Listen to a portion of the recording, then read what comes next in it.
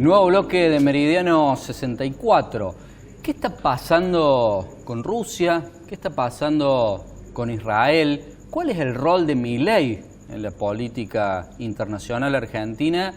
Vamos a analizar esto con el número uno por lejos. Se trata de Claudio Fantini.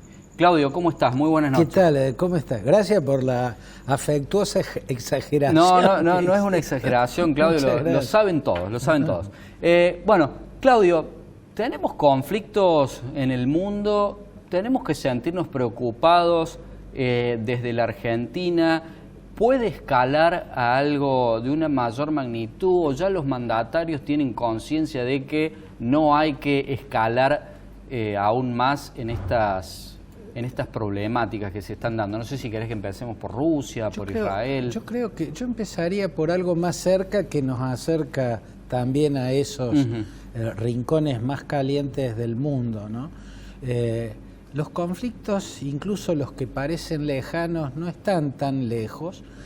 Creo que Argentina, que fue atacada 2 veces en su por la República Islámica de Irán a través de uno de sus brazos externos, el Hezbollah, 2 masacres se perpetraron en la Argentina, donde las víctimas fueron argentinos, ¿no? 2 masacres de países con los cuales Argentina no tenía por qué esperar un ataque. Bueno, es que los conflictos no están tan lejos como parecen y aparecen señales de que pueden estar acercándose aún más.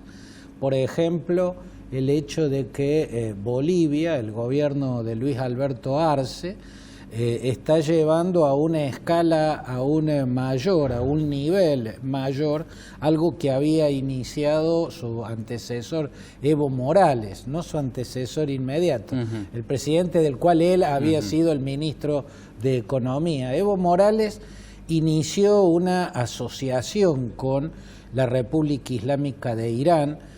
Hubo incluso varias visitas de Mahmoud Ahmadinejad, que fue uno de los presidentes más agresivamente ultraislamistas que ha tenido la teocracia chiita persa, ¿no? Que es en sí mismo un régimen fanático. Bueno, Ahmadinejad fue quien entró a América Latina por las puertas que le abrió Hugo Chávez en ese momento y con quien más tejió relación, además de con el régimen chavista en Venezuela, es con Bolivia, que ha firmado no hace mucho un acuerdo de complementariedad en el área de defensa. Eso teóricamente tendría que preocuparle mucho a la Argentina, quizás porque Irán está viendo en el presidente argentino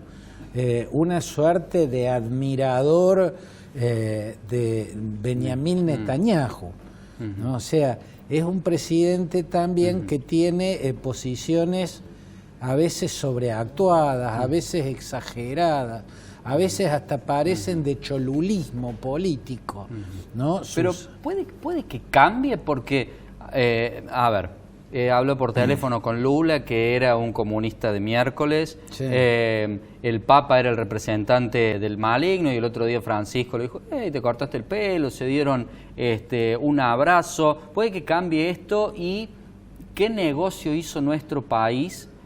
Porque vos podés decirle, bueno, nos solidarizamos con el pueblo, pero ya decir voy a cambiarle la embajada, era como innecesario, ¿no? Sí, y a propósito de nada, digamos, ¿no es cierto? Porque Benjamín Netanyahu es un hombre muy cuestionado por su propio pueblo. Yo creo que hoy es mayoría la población israelí que quiere que Netanyahu deje el poder. Es decir, que tiene los meses contados. Aparentemente así sería, incluso hasta parece que se refugia en esta guerra que le cayó como anillo al dedo y que en algún momento tendrá que explicar por qué pudo jamás ingresar como ingresó, como Juan por su casa, en lo que se supone la frontera más vigilada del mundo, junto con el paralelo 38, en la península de Corea. Pero ¿cómo puede ser que justo ahí, repito, la frontera más vigilada del mundo, pudieron entrar como de paseo y masacrar israelíes durante tantas horas sin tener una respuesta militar contundente como la que se supone que debe tener Israel en esa frontera? En algún momento tendrá que explicarlo. Lo que está a la vista es que ha engendrado un gobierno fundamentalista, un gobierno de características extremas, para refugiarse en el poder, porque perder el poder lo va a llevar directamente a un banquillo de los acusados por los casos de corrupción que tiene Netanyahu. En ese sentido me da la impresión de que Milei tiene más identificaciones con gobernantes que con países. No es con Estados Unidos, es con Donald Trump, sobre todo, que él se identifica. No es con Brasil, es con Bolsonaro. No es con Israel, es con Netanyahu. Y eso es lo peligroso. Yo, que su declaración o haber puesto a Hamás en la lista de organizaciones terroristas acá en la Argentina, para mí eso no es incorrecto, porque Hamás objetivamente es una organización terrorista. ¿Y el Estado israelí hace terrorismo también? No, yo no usaría la palabra terrorismo. Lo que sí creo es que Netanyahu encabeza un gobierno extremista y que está librando una guerra en la cual iniciarla no la inició Israel, sino que se inició el 7 de octubre con un pogromo sanguinario perpetrado por Hamás, incluso donde lo más golpeado en Israel es el espíritu más puro de Israel y de su origen. Los moshavim, que son las aldeas agrícolas, los kibbutzim, ¿no? Que son una matriz socialista que tiene el origen de Israel. Antes que el Estado israelí estuvo el kibutz en Israel. De los kibutz nació ese Estado.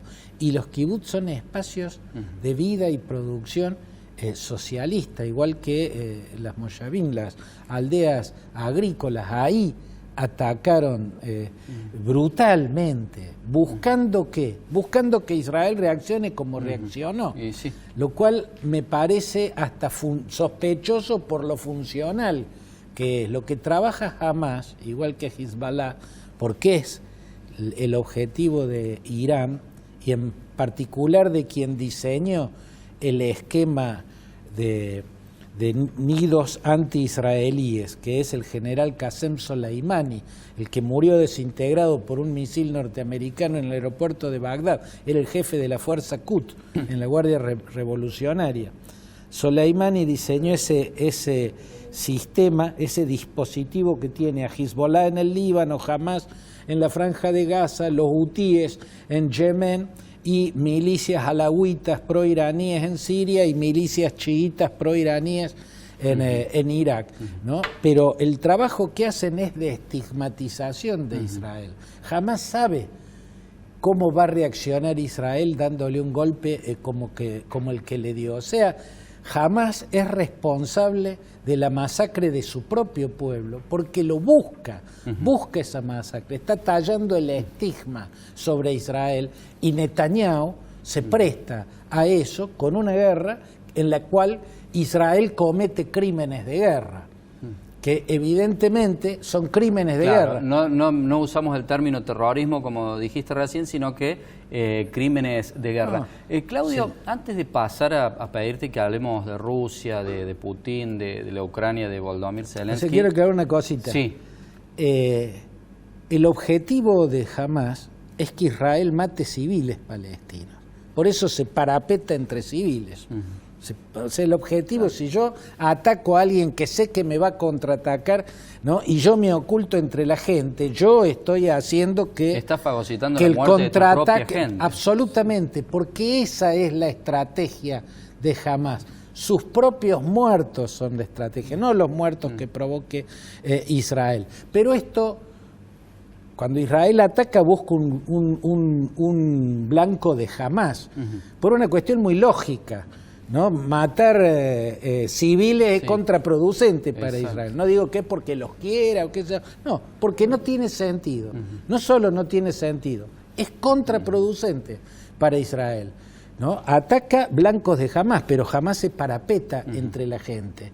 Esto hace que Hamás esté cometiendo crímenes de guerra contra su propio pueblo y que Israel también lo está cometiendo contra ese pueblo porque sabe que sus ataques van a dejar miles de víctimas civiles, entre ellas miles de niños, y eso no puede no ser un crimen de guerra. Viajamos, Claudio, entonces a Ucrania.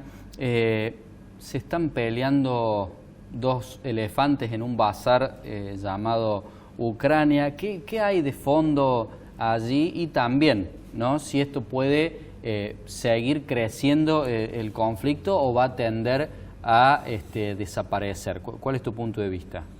A mí me da la impresión, si uno toma lo que está ocurriendo en estos últimos meses, da la impresión de que hay un agotamiento en la guerra y que a ese agotamiento lo está manifestando más Ucrania y el aparato de asistencia de Ucrania. Ucrania ha aportado un coraje militar inesperado. Yo creo que hasta los propios ucranianos se sorprendieron con su capacidad de lucha. Sobre todo cuando le hundieron el acorazado también, ¿no? Pero la capacidad de lucha de los ucranianos es heroico lo que están haciendo, pero sin las armas que los proveen las potencias de la OTAN no hubiera podido sostener esta resistencia que ya está por cumplir 2 años, que es una proeza por parte de Ucrania.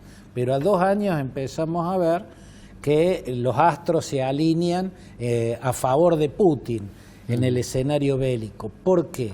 Y porque Trump tiene posibilidad de volver a la presidencia. Todas, y Trump, ¿no? O casi está todas. más cerca de Putin que de sus socios europeos en la OTAN, ¿no? Vive siempre, y cuando fue presidente lo hizo, cuando estaba en las primarias republicanas que lo llevaron a la presidencia, empezó a plantear públicamente su admiración por Vladimir Putin, empezó a proponer el modelo de liderazgo de Putin como un modelo de liderazgo, o sea, una autocracia, él lo proponía como un modelo de liderazgo.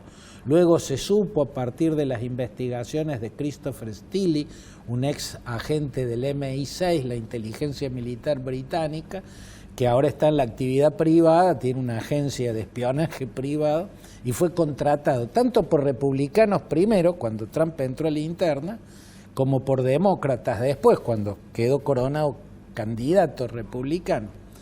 Y lo que descubrió Steele es que en sus pasos por Rusia, en sus pasos por Moscú, bueno, había generado elementos que a Vladimir Putin le permitirían tenerlo bajo control, ¿no? Vladimir Putin puede controlar a un presidente norteamericano. Por eso primero Putin lo ayudó a ser presidente. Recordemos el trabajo de los escuadrones de hackers rusos que bombardearon la campaña electoral de Hillary Clinton, volvieron a trabajar a favor de Trump en la elección que Trump perdió contra Joe Biden cuando buscaba la reelección.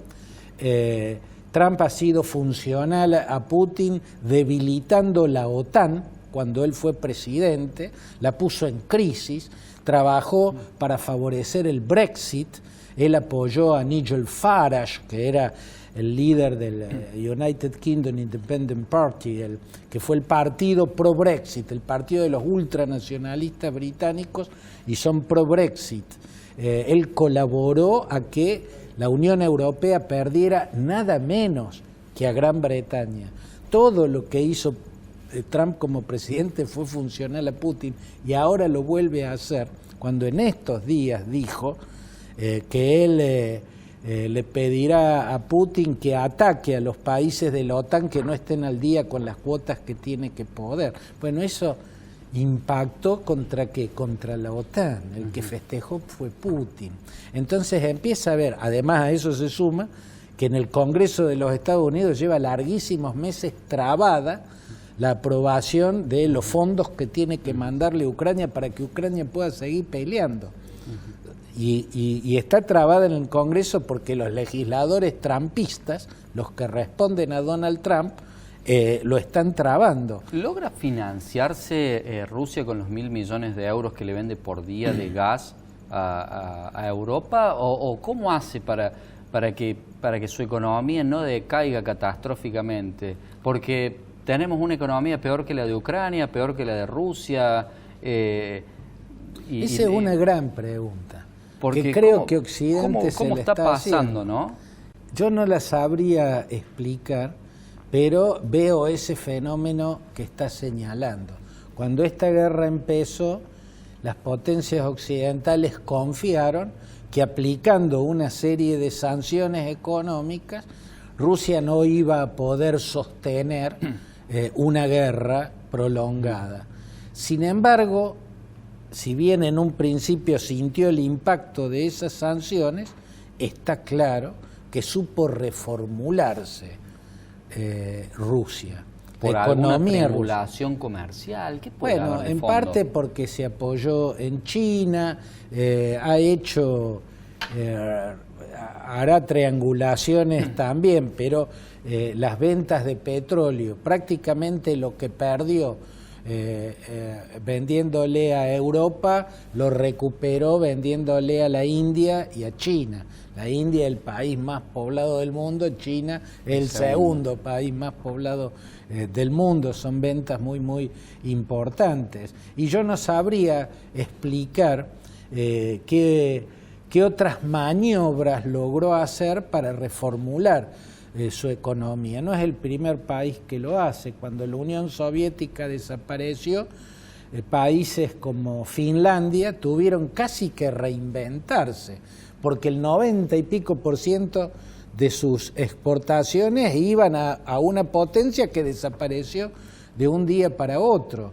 Y la reinvención se hizo, y en tiempo récord y de una manera hiper exitosa, al punto tal de que una fábrica que siempre había producido borceguíes, no me acuerdo ahora el nombre, pero es muy famosa, de una marca muy famosa, es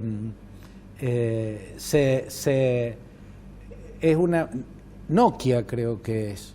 Nokia es finlandesa. Sí. Bueno, Nokia fabricaba borceguíes, zapatos para caminar en la nieve, ¿no? Para caminar en los glaciares que cubren los fiordos de Finlandia, ¿no? Y se transformó en una potencia de alta tecnología, sobre todo en el campo de la telefonía celular.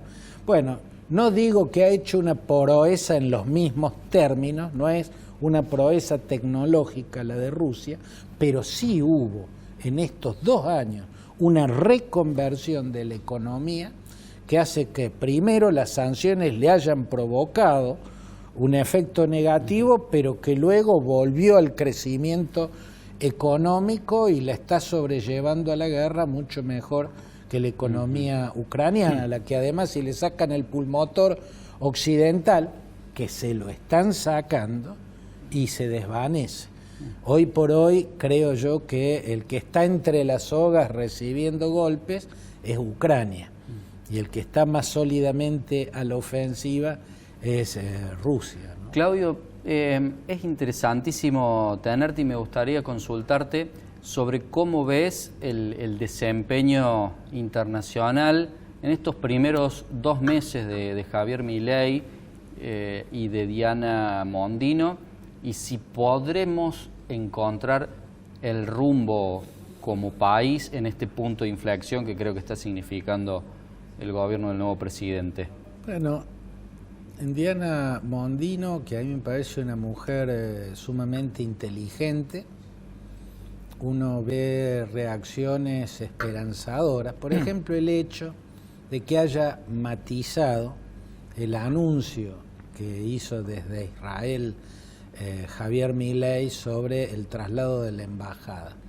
Hay que tener en cuenta que ella matizó eso, le bajó un poquito el tono, diciendo que bueno, que ese es un proceso sin que Milei le pida la renuncia, como pasó con Osvaldo Giordano, pero sí, sin porque confirmarlo creo que tampoco. varios le tienen que haber dicho, mira, si había un punto en el que Argentina tenía una política de Estado y los gobiernos de distintos signos a eso lo mantenían, en el tema de todo lo referido a la resolución de Naciones Unidas de 1947, que es por la cual existe el Estado de Israel y debiera existir un Estado palestino, que no es por Israel, que no existe, porque fueron los países árabes y la propia dirigencia palestina de ese momento la que rechazó la resolución porque no aceptaba que exista junto a un Estado árabe y un Estado palestino.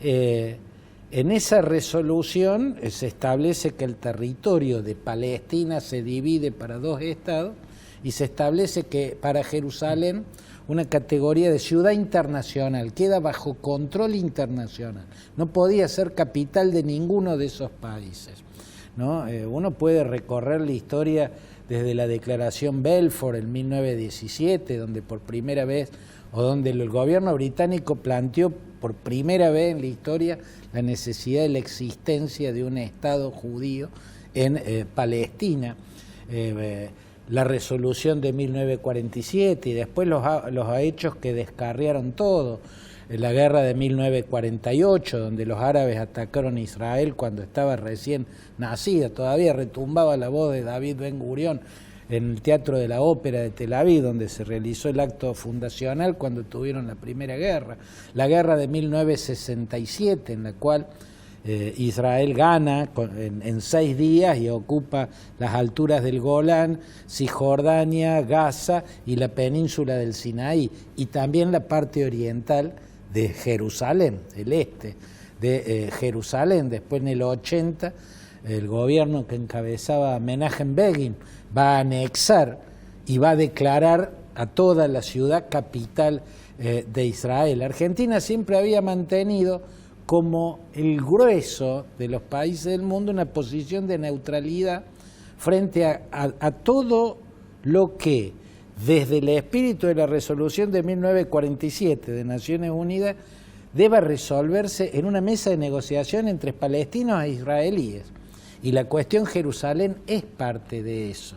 Haber anunciado el traslado de la capital es algo que los que lo hicieron, que son muy pocos países, muy pocos, fueron más vale ciertos gobernantes, no era una cuestión de Estado. Por ejemplo, Trump, fue una cuestión de Trump, ¿no? Que cambió la embajada. Después Guatemala, por ejemplo, que fue Jimmy Morales. Jimmy Morales y su sucesor que completó el trámite, Alejandro Yamatei. Honduras, que fue Juan Orlando Hernández, hoy preso en los Estados Unidos, y Jimmy Morales escondido en Nicaragua, porque también está buscado, igual que Yamatei, que va a terminar preso también. Bueno, pero no es eso lo que quiero decir. Lo que quiero decir es que fueron casi decisiones personales. Acá también. Y después hay otros países, no sé, Papúa Nueva Guinea, Kosovo, que no es reconocido como país por todo el mundo, pero más de 190 países dejan la embajada en Tel Aviv. Entonces, en esto, un gobierno que siempre está diciendo poner la Argentina en el mundo, poner la Argentina porque estamos fuera del mundo, bueno, en este tema la sacó del mundo. El mundo está en otra vereda, que no es estar en contra de Israel. Lo que pasa es que lo que hizo Trump, lo que hizo Jimmy Morales, lo que hizo Juan Orlando Hernández y ahora lo que hace Milei es pro Netanyahu, no pro Israel. Es pro Netanyahu. Y Netanyahu es un personaje por demás controversial. Y con los meses contados.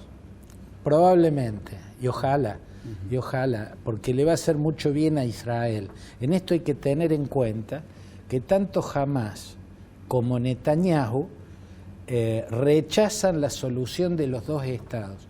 Y lo que el mundo propone es la solución de los dos estados. Estados Unidos también, la Unión Europea. El consenso mundial es que se aplique completamente la resolución de 1947, que hasta ahora se ha aplicado a medias. No por culpa de Israel, a esa todas las partes lo tienen que entender, pero que se aplique la totalidad. No puede ser aceptado y apoyado en el mundo ningún liderazgo que esté en contra y que sabotee la solución de los dos estados. En contra está Hamás, porque no quiere que Israel exista, y Netanyahu, porque no quiere que haya un Estado palestino independiente. Por último, Claudio, de perdurar Milei en la presidencia y de lograrla nuevamente Trump, ¿sería algo bueno para la Argentina esta relación? Bueno, si Israel cambia, si Milei cambiara, Milei hasta que yo no descarto que cambie y que haya un cambio positivo en él, pero creo que tiene que haber un cambio en él. Hasta ahora lo que yo veo en Milei es una extraña coherencia de amor a los extremos. En todos los aspectos él abraza los extremos, ¿no? En la teoría económica abraza a Murray Rothbard. Murray Rothbard no es pro economía de mercado, es pro sociedad de mercado. Y la sociedad de mercado no es lo mismo que la economía de mercado. En la sociedad de mercado todo es mercadeable. También los órganos del cuerpo humano, los niños, los ríos, las montañas, todo. Y eso es un extremismo lunático, muy útil para la cátedra. Hasta las ballenas, claro, como dijo Benet Lynch.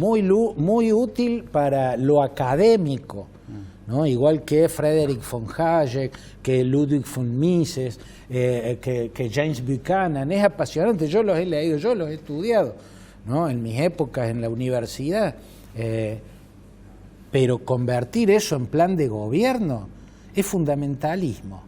Es como, ¿qué es el fundamentalismo? Es llevar los fundamentos de una religión, convertir los fundamentos de una religión en programa de gobierno. Bueno, si hago eso, si convierto los fundamentos de una teoría política, además radicalizada, en programa de gobierno, bien, eso es ser fundamentalista. Y es un problema muy grave, que manifiesta en todos los órdenes. Se enamora del judaísmo, lo cual me parece muy lógico, porque el judaísmo tiene una historia y una riqueza cultural impresionante, pero él se enamora del Rebbe de Lubavitch, se enamora no del judaísmo, el judaísmo es el 99%, y el 1% que son los ultraortodoxos, ni siquiera los ortodoxos, los ultraortodoxos. O sea, cuando abraza el judaísmo, abraza la ultraortodoxia, igual que lo hace en la economía con las vertientes más radicalizadas del pensamiento económico. Y cuando utilizó el concepto representante del maligno, está expresándose en términos lefebrianos. Monseñor Marcel Lefebvre era un teólogo de la Iglesia que incluso participó en el Concilio Vaticano II, pero él defendía la continuidad de la liturgia con los ritos tridentinos, un ultraconservador, pero ultra, recontra ultra, hasta punto tal que luego él fue un agresivo enemigo de las reformas estatuidas por el Concilio Vaticano II, despreció y atacó profundamente no solo a Juan XXIII, sino a Pablo VI, su sucesor, y hasta Karol Wojtyla, ¿no? Que no era precisamente un teólogo vanguardista, sino todo lo contrario, un conservador. El lefebrismo es una corriente oscurantista dentro de la Iglesia. Haberle dicho al Papa, a quien yo le cuestiono muchas cosas, a mí no me seducen muchísimas cosas, como que pero decirle representante del maligno no es utilizar un término gauchesco, no, eso es lefebriano, ¿eh? O sea, cuando dijo eso, yo vi el lefebrismo, entonces digo, wow, ¿no? Cuando se abraza el judaísmo es con los ultraortodoxos, cuando da señales dentro del catolicismo, da señales lefebrianas, pero ¿habrá algo en lo que no abrace un extremo? Pareciera que no. Claudio, ha sido un gusto recibirte, lo hemos hecho desde la primera temporada de nuestro programa y estamos transitando la 14. Gracias por haber venido. Bueno, muchas gracias por invitarme, como siempre, para mí un gusto. Un placer, un placer. Gracias. Nos despedimos hasta la semana próxima, sigue compartiendo esta pantalla. Hasta entonces.